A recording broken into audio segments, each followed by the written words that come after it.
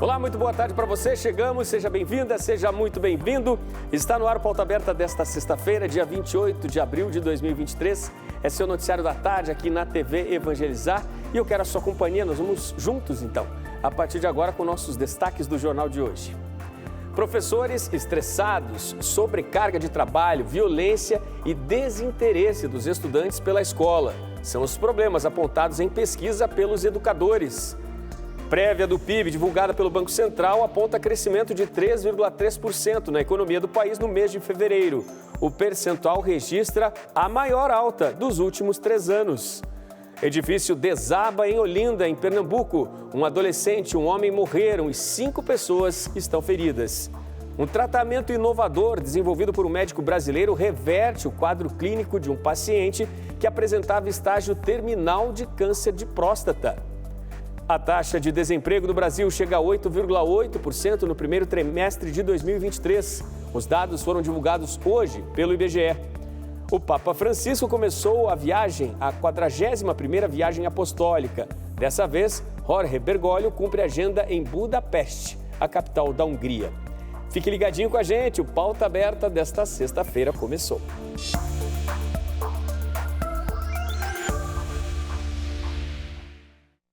A taxa de desemprego subiu 8,8% no primeiro trimestre de 2023 no Brasil. Os dados foram divulgados hoje pelo IBGE. São resultado da Pesquisa Nacional por Amostra de Domicílios. A taxa de desemprego no Brasil ficou em 8,8% no trimestre encerrado em março, de acordo com os dados mensais da Pesquisa Nacional por Amostra de Domicílios Contínua, divulgadas nesta sexta-feira pelo IBGE. O resultado ficou dentro das expectativas dos analistas, que estimavam uma taxa de desemprego entre 8,5% e 9,1%, com mediana de 8,9%. Em março de 2022, a taxa de desemprego foi de 11,2%. A pesquisa mostrou elevação ante a taxa de 7,9% registrada no quarto trimestre de 2022. No entanto, mostra recuo, ante os 11,1% no mesmo período do ano passado. Segundo o Ministério do Trabalho e Emprego, pelo Cadastro Geral de Empregados e Desempregados, o Brasil gerou 195.171 empregos com carteira assinada em março deste ano. Os dados foram divulgados durante a semana. No total, foram 2.168.418 contratações e 1.973.247 demissões durante o mês. O resultado significa uma alta de 97,6% na comparação com março de 2022, quando foram criados 98.786 empregos formais. Ainda segundo o CAGED, foram criadas 526.173 vagas formais de emprego no primeiro trimestre deste ano. Isso representa um recuo de 15,03% em relação ao mesmo período de 2022. Na oportunidade, 619.318 empregos com carteira assinada foram criados. No Brasil, a sobrecarga de trabalho dos professores elevou os níveis de estresse desses profissionais. Os números são resultado de um levantamento feito pelo IPEC, que é o Instituto de Inteligência em Pesquisa e Consultoria Estratégica. Aponta que mais de 70% dos professores estão estressados. Os números assustam. Pelo menos 71% dos professores brasileiros estão estressados pela sobrecarga de trabalho. A pesquisa foi realizada com 6.775 professores de escolas públicas municipais e estaduais de todo o país entre julho e dezembro de 2022. O apoio psicológico está no topo das preocupações dos professores, entre 10 medidas relacionadas pela pesquisa. Essa necessidade é lembrada por 18% dos pesquisados e fica à frente de aumento do salário dos profissionais. Outros problemas enfrentados na rotina escolar é o desinteresse dos estudantes pela escola, além da defasagem na aprendizagem dos alunos, situação apontada por 28% dos entrevistados. Para enfrentar esse cenário resultante das crises sanitária e social, os pesquisadores indicam a necessidade de inovar as estratégias pedagógicas para acelerar o processo de aprendizagem.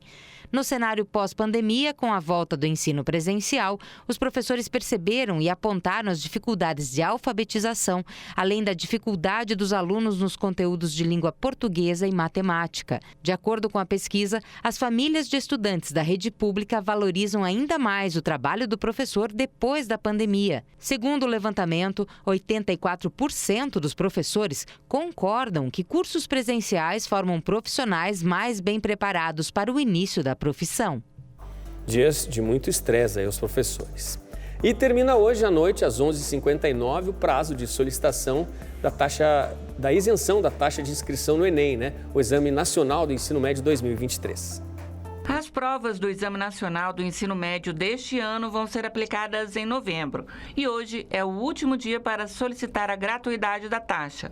Tem direito à isenção desse valor estudantes matriculados na terceira série do ensino médio na rede pública, quem fez todo o ensino médio em escola pública ou como bolsista integral em escola privada e pessoas em situação de vulnerabilidade socioeconômica. Os interessados devem solicitar o benefício na página do participante do Enem com o login único da plataforma gov.br. Últimas horas, portanto, para fazer essa solicitação de isenção. A prévia do PIB, divulgada pelo Banco Central, aponta crescimento de 3,3% na economia do país em fevereiro. O percentual registra a maior alta dos últimos 3 anos. A prévia do PIB registrou forte expansão de 3,32% em fevereiro.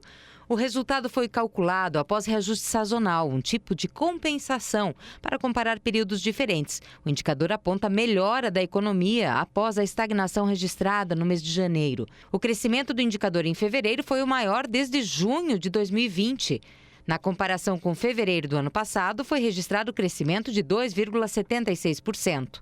O PIB é a soma de todos os bens e serviços produzidos no país e serve para medir a evolução da economia. Em 2022, a economia cresceu 2,9%, o que representa desaceleração em relação à expansão de 5% registrada no ano anterior.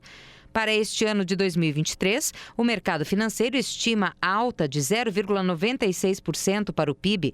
Já para 2024, a expectativa é de um crescimento menor, de 1,41%. Tragédia em Olinda, em Pernambuco, um adolescente e um homem morreram depois do desabamento de um edifício na cidade de Olinda. A Defesa Civil informou que o prédio com 16 apartamentos já havia sido desocupado por irregularidades em 2000, mas voltou a ser habitado sem autorização. O desabamento ocorreu após testemunhas ouvirem um forte estrondo seguido de incêndio no local. 2 pessoas morreram, um adolescente de 13 anos e um homem de 31 anos. Bombeiros ainda tentavam resgatar 4 vítimas mulheres na manhã desta sexta-feira. Outras 5 pessoas foram socorridas com ferimentos. No Twitter, a governadora de Pernambuco, Raquel Lira, se pronunciou sobre o desabamento e afirmou que prestará todo o apoio necessário. Toda a nossa solidariedade, às vítimas dessa tragédia que ocorreu em Olinda, no estado de Pernambuco. A Organização Mundial da Saúde recomenda que os bebês sejam alimentados exclusivamente com leite materno até os 6 meses de idade e que mesmo após a introdução dos primeiros alimentos sólidos, sigam sendo amamentados até pelo menos os 2 anos de vida. Segundo o Ministério da Saúde, o aleitamento materno é a forma de proteção mais econômica e eficaz contra a mortalidade infantil. Protege as crianças de diarreias, infecções respiratórias e alergias, entre outras doenças. Mais do que a troca do carinho e afeto, o aleitamento materno tem todos os nutrientes que o bebê precisa para se desenvolver de forma saudável. A Jaqueline sabe muito bem disso. Na gravidez do primeiro filho, ela sofreu bastante pela falta de informação. Eu não sabia como dar de mamar. Eu já tinha pesquisado algumas vezes, mas assim, não tinha uma pessoa que explicasse assim pessoalmente, como fazer a pega, estimular o leite para ele descer. Mesmo com a experiência de já ser mãe, a Jaqueline teve dificuldades para fazer com que o Theo, de apenas 3 dias, fizesse a pega certa no peito. Com as orientações e ajudas das enfermeiras da rede de apoio da maternidade, deu tudo certo. Até hoje de manhã ele não tinha mamado muito e eu estava sentindo que meu peito estava ficando bem pesado. Elas já me ajudaram, já me explicaram que se ele fosse mamar já ia dar uma aliviada e que não estava empedrando. Para o bebê, o aleitamento materno deve ser exclusivo até o 6º mês. A composição do leite é rica em anticorpos que ajudam a proteger o bebê das infecções e doenças, além de ajudar no desenvolvimento cognitivo e emocional da criança. É o alimento ideal para ele, completo e pronto já na temperatura ideal. Segundo o Ministério da Saúde, no Brasil, a prevalência do aleitamento materno na primeira hora de vida do bebê é de 62%. Esse primeiro contato com o bebê é essencial para o aumento na produção do leite. Essa mãe tem que aumentar a ingesta de líquidos, de águas, chás claros, bebidas claras.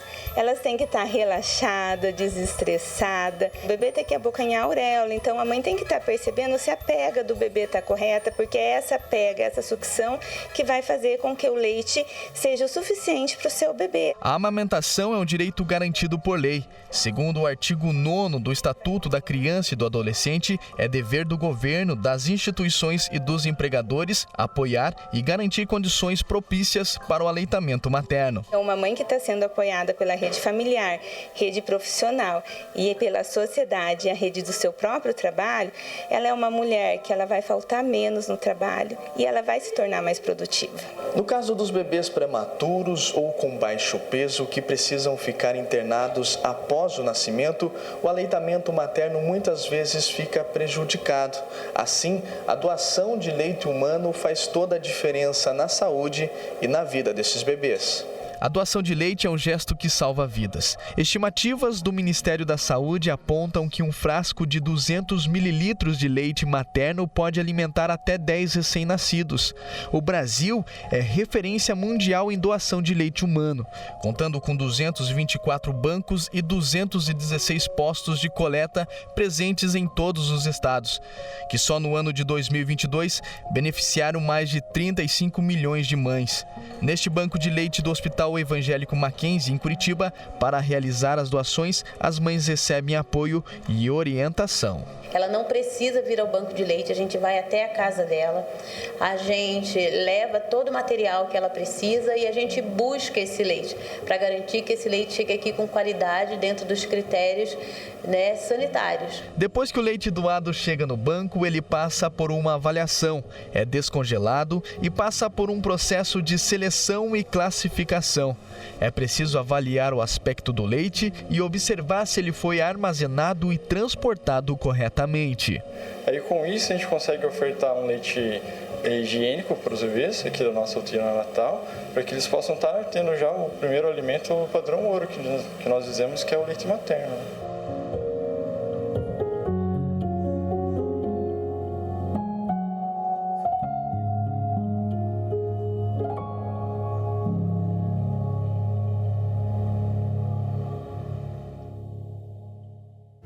Um tesouro, né? Um alimento preciosíssimo aí para o desenvolvimento da vida de todos e todos os bebês.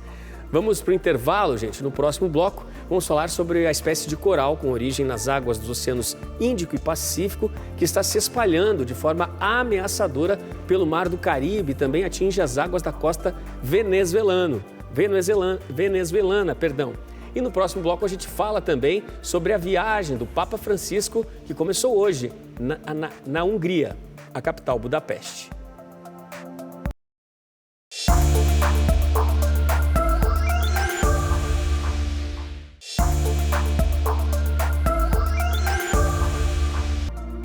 Pauta Aberta está de volta para este segundo bloco. A você de casa, sempre ligadinho com a gente aqui na TV Evangelizar. Muito obrigado pelo carinho da sua companhia aqui com a gente.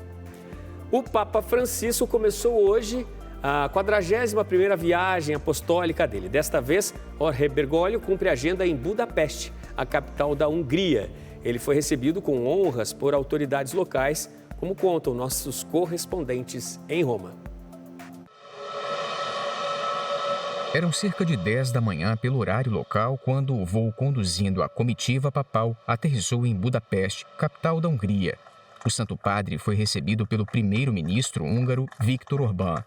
Do aeroporto, ambos seguiram diretamente para o Palácio Sándor, residência oficial da presidente Katalin Novák. Francisco foi recebido com honras.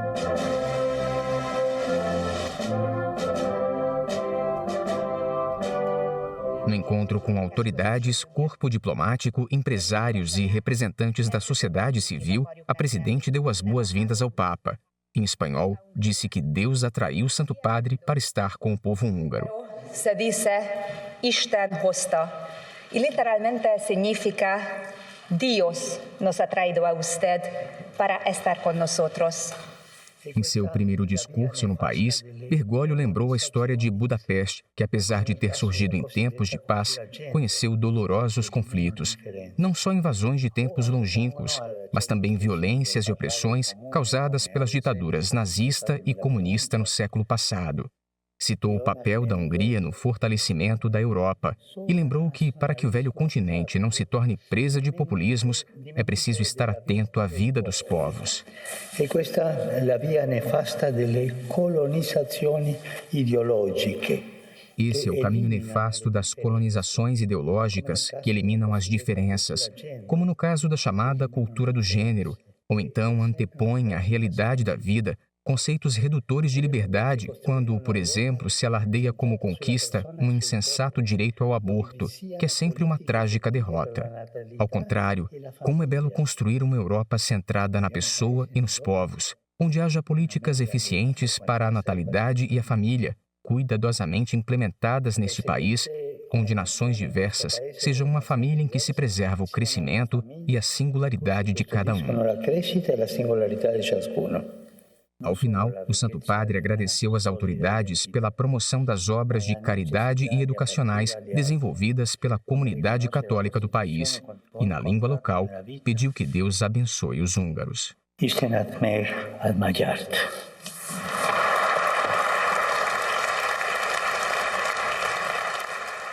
O primeiro dia da agenda do Papa em Budapeste terminou com uma visita à Basílica de Santo Stefano para um encontro com representantes da comunidade católica local. Os mesmos que estiveram com Francisco 2 anos atrás, quando o Santo Padre visitou o país pela primeira vez para participar do 52º Congresso Eucarístico Internacional. Bergoglio permanece na Hungria até o próximo domingo.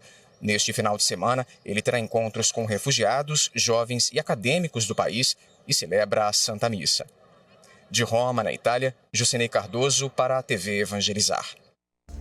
Um tratamento inovador desenvolvido por um médico brasileiro reverteu o quadro clínico de um paciente que apresentava estágio terminal de câncer de próstata. Vitória da vida. Em julho de 2021, um homem de 66 anos, Scott Miller, foi diagnosticado com câncer de próstata, já na fase terminal, em avançada metástase.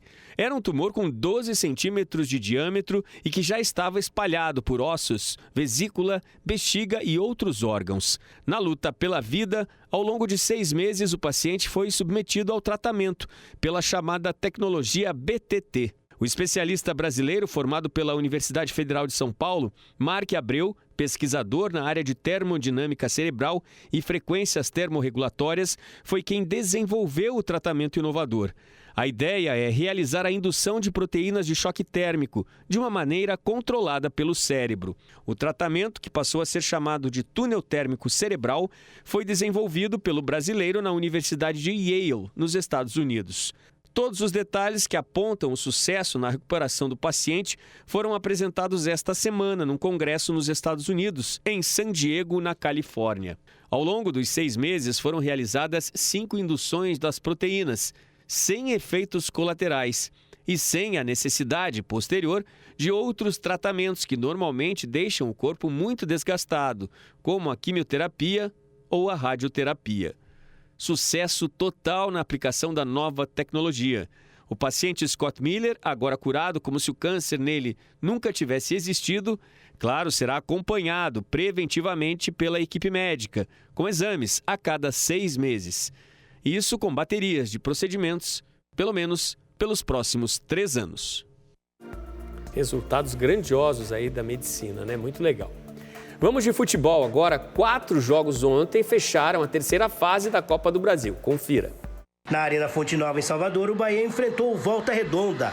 E os donos da casa não tomaram conhecimento e golearam. Caule fez o primeiro gol do Bahia. Arthur Salles marcou o segundo. Jacaré fez o terceiro. E no final da partida, Arthur Salles fez o gol que decretou a vitória do Bahia. Final em Salvador, Bahia 4, Volta Redonda 0.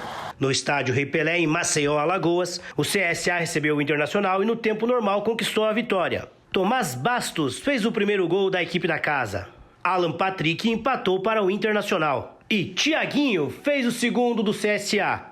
Com a vitória da equipe alagoana, a decisão foi para os pênaltis. Nas cobranças, o Colorado ganhou por 7-6. No estádio Newton Santos, o Botafogo enfrentou o Ipiranga do Rio Grande do Sul. Matheus Nascimento fez o primeiro gol da equipe carioca. E Janderson fechou o placar para o Fogão. Final, Botafogo classificado 2, Ipiranga do Rio Grande do Sul 0. E na Arena do Grêmio, em Porto Alegre, o imortal tricolor jogou contra o ABC. A partida terminou empatada em 1-1. Matheus Anjos abriu o placar para a equipe do Rio Grande do Norte. E Galdino fez o gol da equipe gaúcha. Mesmo com o empate, a equipe gaúcha se classificou para a próxima fase da Copa do Brasil. Vale lembrar que o imortal tricolor venceu o jogo de ida por 2-0. E pelo Campeonato Brasileiro vai começar a terceira rodada. 2 jogos abrem essa festa do futebol amanhã de tarde. A partir das 4h30 tem Coritiba e São Paulo, no Couto Pereira, em Curitiba. No mesmo horário, o Fortaleza recebe o Fluminense na Arena Castelão, na capital cearense. Ainda no sábado, mais às 6h30 da tarde, tem clássico daqueles, Palmeiras e Corinthians, no Allianz, em São Paulo. Na Vila Belmiro, no mesmo horário, o Santos enfrenta o América Mineiro. E o Bragantino recebe o Cruzeiro em Bragança Paulista. Às 9 da noite tem duelo de Atléticos no Estádio Independência, em Belo Horizonte.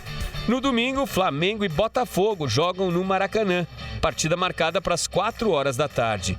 Às 6h30, o Inter recebe o Goiás no Beira-Rio, em Porto Alegre. E o Cuiabá recebe o Grêmio na Arena Pantanal.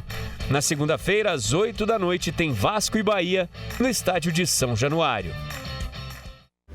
O Instituto Água e Terra emitiu uma licença ambiental prévia para a construção da ponte de Guaratuba, no litoral do Paraná. O documento permite ao consórcio Nova Ponte, vencedor da licitação pública, iniciar os projetos básicos, o básico executivo de engenharia, bem como as atividades para obter a licença de instalação necessária para a etapa seguinte da execução da obra. As ações vão seguir o detalhamento apontado no estudo de impacto ambiental que norteou a avaliação técnica do empreendimento. A licença prévia referenda os estudos realizados ao longo dos últimos anos e detalha os próximos passos, como a necessidade do consórcio apresentar o plano de controle ambiental para a obtenção de licença de instalação, o projeto executivo e o memorial descritivo da implantação, além do cronograma de obras. Também especifica os cuidados necessários com ruídos, destinação de resíduos, supressão vegetal e controle da flora e da fauna. Nesse momento, estão liberados os trabalhos da equipe projetista, que irá incluir sondagens e levantamentos de campo no trajeto da futura obra. O DR Paraná será responsável pela administração e fiscalização do andamento do contrato, acompanhando os trabalhos nos projetos e dando a aprovação final aos mesmos antes do início da obra. Hoje nós estamos assinando a licença ambiental prévia, né? Esse é em tese, vamos dizer assim, o penúltimo passo, mas talvez seja o mais importante do que o último, porque é onde dá a autorização para a empresa ganhadora, que nós já fizemos a licitação ano passado, da empresa ganhadora poder avançar nos estudos práticos, né, de batimetria, aonde serão colocadas estacas, e a partir daí, para os próximos meses, ser apresentado o projeto executivo, que é aí sim o início da obra física, vamos dizer assim.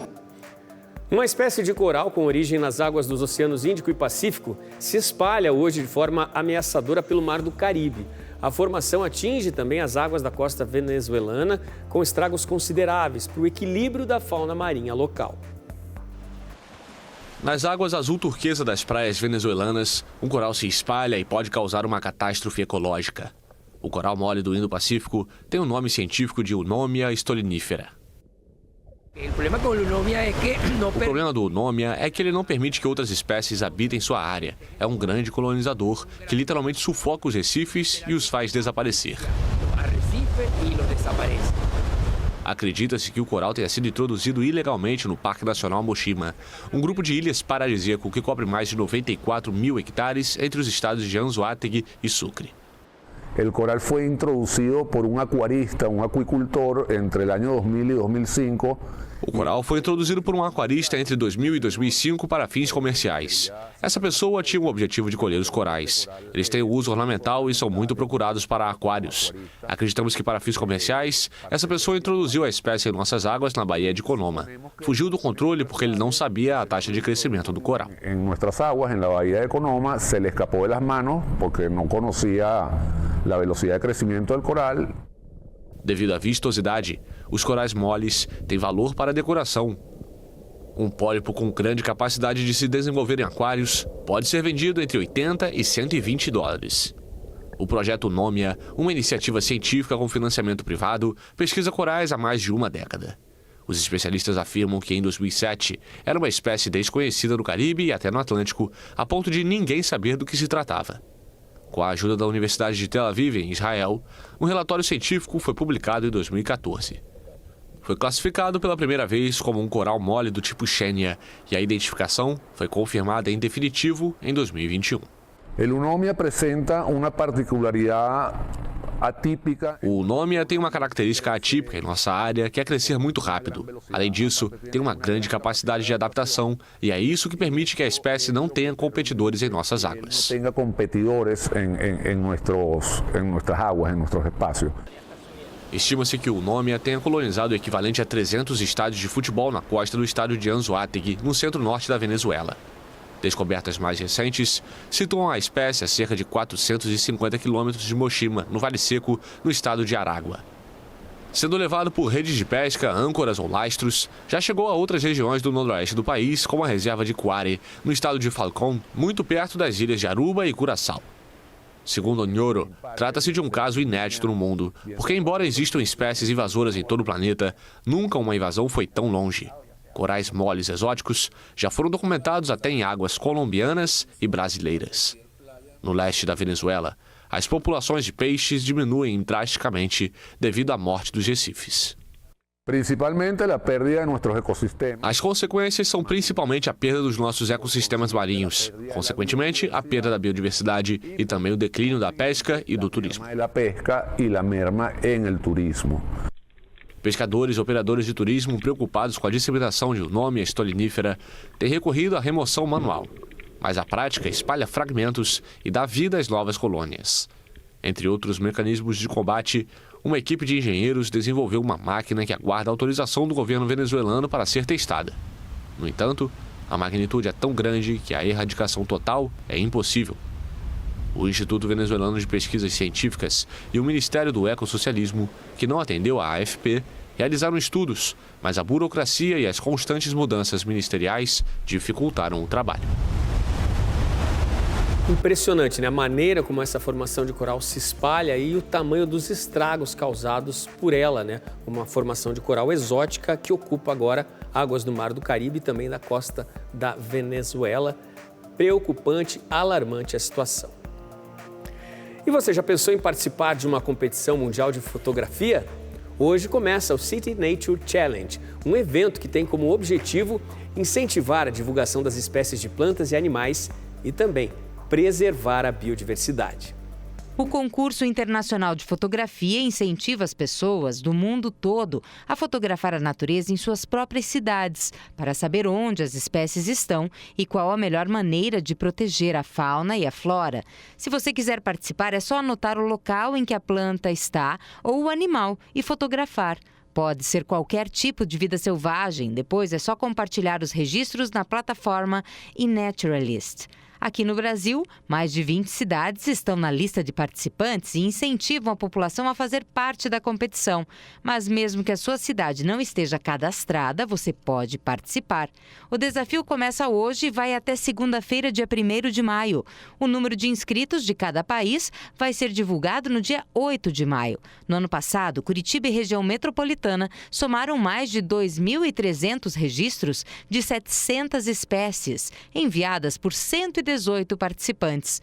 Os números garantiram o primeiro lugar no Brasil. E em todo o mundo foram mais de 1.600.000 registros de mais de 50.000 espécies por 70.000 participantes. E você aí de casa já tomou coragem para participar? Sempre uma surpresa, né? Aparecer na natureza, por que não registrá-la?